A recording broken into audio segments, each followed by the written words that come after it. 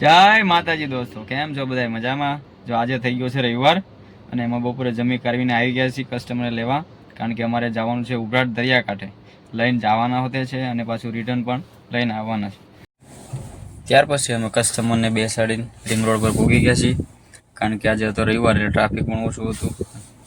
ત્યાર પછી અમે પહોંચી ગયા સચિન જીઆઈડીસી, કારણ કે આપણી ગાડી હાલે છે એટલે ધીરે ધીરે અમે સચિન પહોંચી ગયા.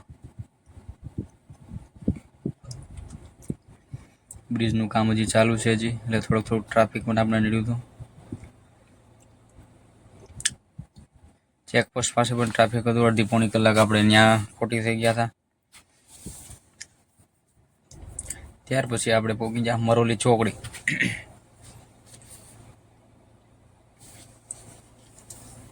પોલીસ તો હતી તો પણ આપણે ટ્રાફિક નડ્યું હતું, ટાઈમ વધારે ત્યાં આવી ગયો હતો.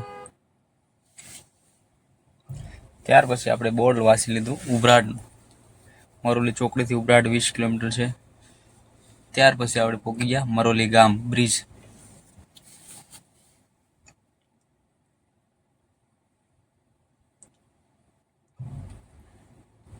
બ્રિજ ચડાઈ ગયા છે અને આપણે પહોંચી ગયા ઉભરાટ. Welcome to Ubharat. જો આ છે ઉભરાટનું પાર્કિંગ. જુઓ તમે, રવિવારનું ટ્રાફિક જુઓ, ખાલી બધા જ સુરત વાળા છે. આપણે ઉભરાટ દરિયાકાંઠે પહોંચી ગયા છીએ. આ છે ઉભરાટનો દરિયો. જુઓ તમે, સુરતથી 45 કિલોમીટર અંતરે આવેલો. ત્યાર પછી અમે મકાઈ અને મેગી ખાઈને નીકળી ગયા છીએ કસ્ટમરના ખર્ચે. સુરત જવા માટે રિટર્ન નીકળી ગયા છે. થોડું ટ્રાફિક તો હતું, કારણ કે પબ્લિક ઉભરાટ બહુ હતું. વાટમાં મારી ગાડી ચેકિંગ કરી હતી. પછી અમે પહોંચી ગયા શશીથી અંદર ટર્ન મારીને આપણે પહોંચી ગયા છીએ રેલવે સ્ટેશન. રેલવે સ્ટેશનનો બ્રિજ ચડાવી દીધો છે.